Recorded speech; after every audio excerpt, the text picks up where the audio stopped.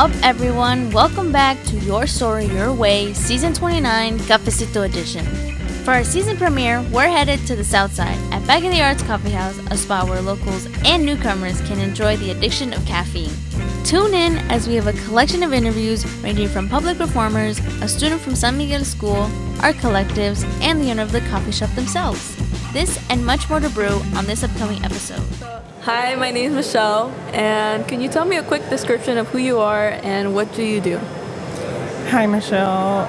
I am La Spacer, and a little bit about what I do. I DJ, I make music, I play live, I produce events, and I have a collective. I'm co-founder of Tropiteca, and it's Coochie Fruit and myself that created Tropiteca back in 2015, and we create queer-focused events. And it is a platform for people in our community, artists in our community, to be able to express themselves artistically and creatively. Okay. So, first question, I'm wondering, why La Spacer? Like, what's the meaning behind it? So, when I was starting to DJ, I actually wanted to call myself Random Stuff. But on the flyers, I didn't want them to put DJ Random Stuff, so it just was not understood as, it's like, okay, it's Random Stuff. And the reason why I was calling myself Random Stuff, it's because I like playing a lot of different random styles of music. And then I heard a song from Charlie called Spacer Woman, and I started calling myself Spacer Woman. And then somebody was like, I'm your doppelganger.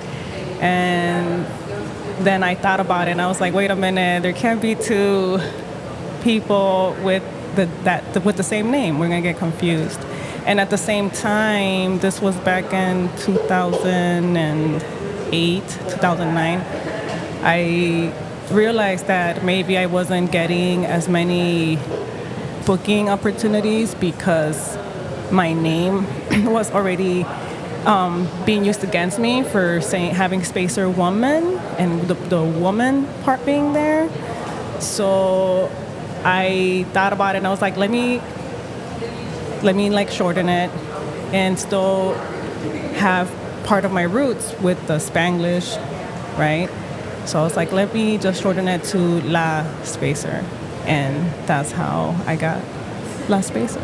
Oh, interesting. So you mentioned how you're part of Tropiteca and you collab with DJ Coochie Fruit, right? So how did you get to meet them? So we actually met.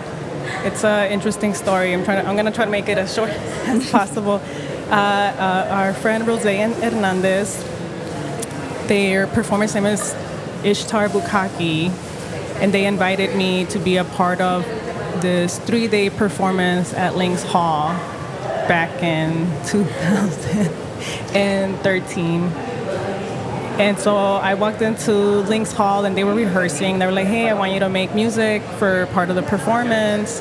Can you come to one of the rehearsals so you can get a feel of what the performance is going to be? And it was a buto performance.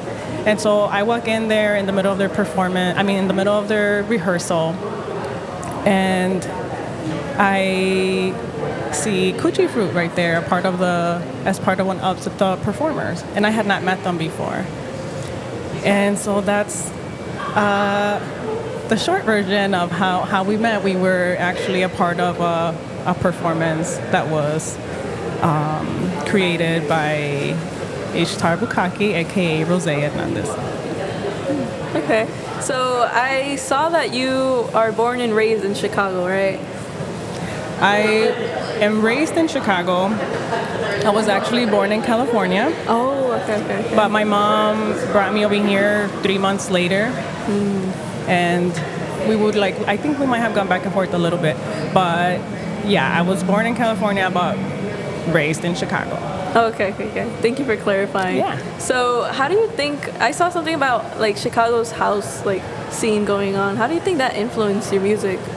Oh, it definitely influenced my music. because I was 3 years old when I was able to turn on a radio and just, there was a little turning knob, so I was just like, would just turn it and I would just land on a radio station that had an upbeat music and I was able to really feel it. And so I also had older cousins that had just graduated from high school and they had mixtapes and CDs that they would play in their car stereos. There would be cars passing by, bumping to house music. And so I would listen to house music every day without even really knowing it was called house music. I knew because of my uncles and aunts, but I would probably call anything that had a dance beat back then house music. But it was, I heard it and I felt it in my heart and my soul, and that's when I decided that I was going to give my life to dance music. That's a good story. I'm glad your family played a part in that for you. And I also saw that you created the International Chicago Underground Queer Transcendence Symposium. Thank you. So how was that experience for you? It was a lot of fun. It was a lot of work. I learned a lot. And so in short, it's called ICU Cuties. Oh, okay. That's cute. A lot easier, right? A lot easier to pronounce and say. Yeah, I mean, we applied for, I think it was one of the first grants that we applied for, and we received the grant we had proposed making a festival. And so a little like background for me is I experienced going to Burning Man 3 years in a row, starting in 2010, 11, and 12. And that really opened my perspective of what a festival could be and what could be integrated in the festival or seen as part of a festival. And so when I produce events, I think about like what I would like to experience in a festival that I would want to create. And so my background is music, but somehow the universe had me be surrounded by more visual artists. And so I wanted to create a festival that not only had performers, DJs, but also visual art, installations, and artwork, and having some panels all under one roof for 2 days. Wow. It must have been a lot for you. And speaking of, I saw that you mentioned visual artist, right? So what was one of your most memorable collaborations with another artist? With another artist? Ooh, I'm gonna have to think about this one for a moment. Memorable. There's so many memories. With another visual artist. I mean, the one that's just like popping in my head right now is a collaboration with Mitsu Salmon.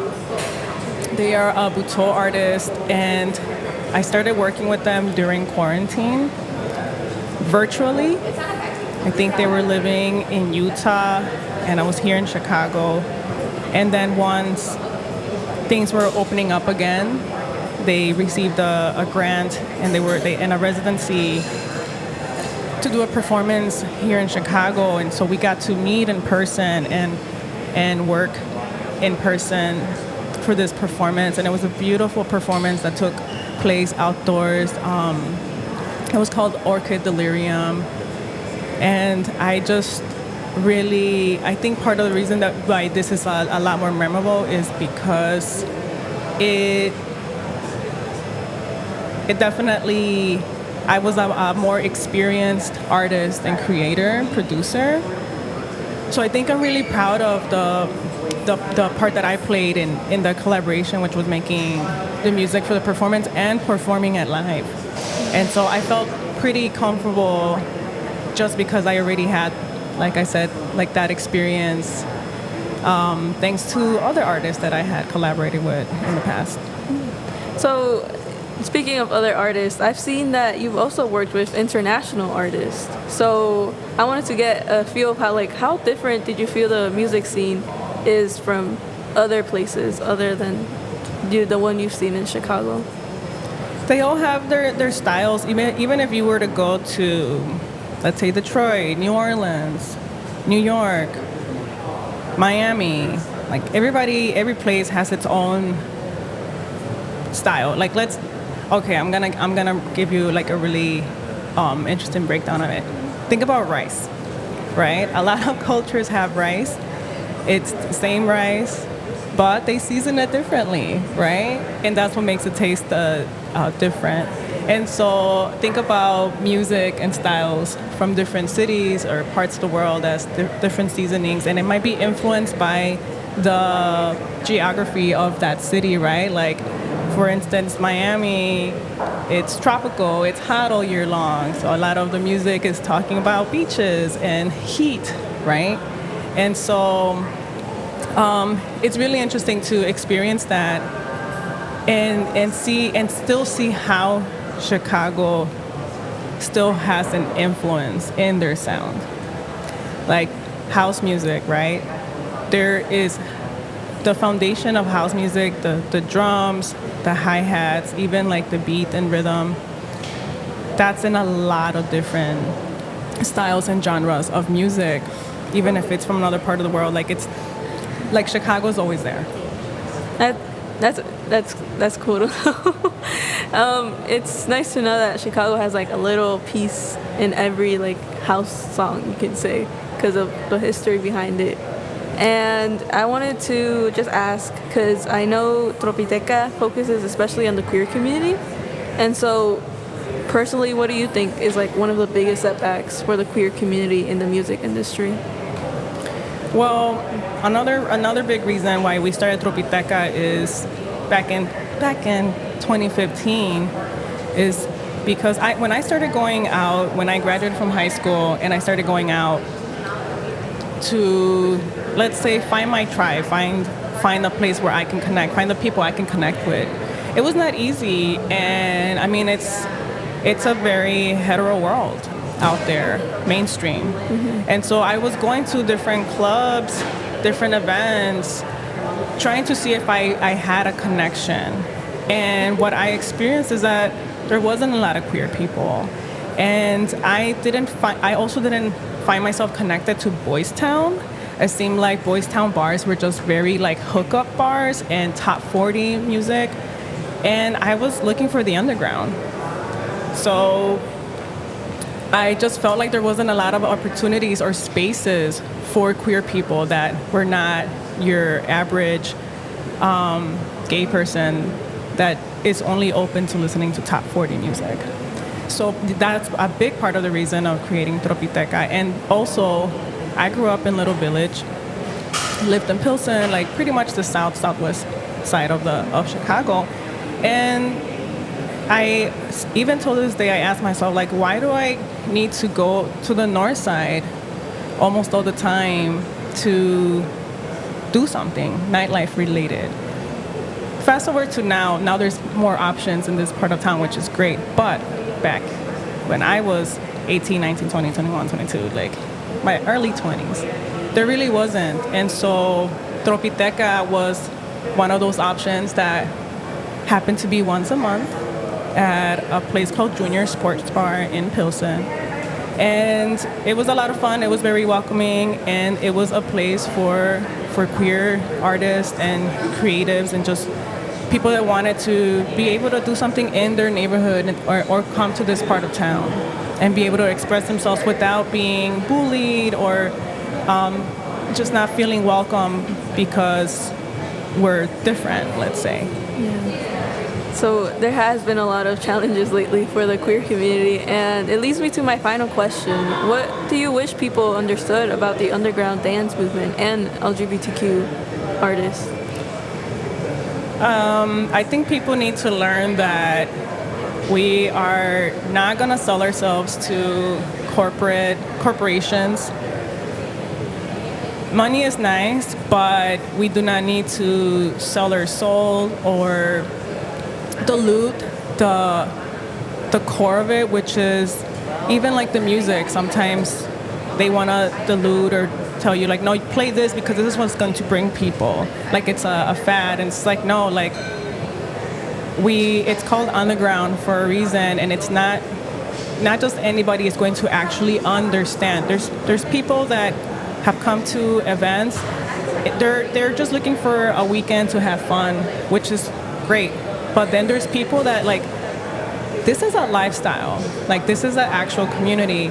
And being in this community for so many years, I can tell you who are people that have been in the community for many years and who just like popped out of nowhere, and it's just like, I know you lived in Chicago, but you haven't been around, but now you're like preaching, this like, you've been about this life, and it's just like, okay, interesting. And like me, that I get to, not just get to, but I make it an intention to travel and experience house and techno in other cities and other parts of the world.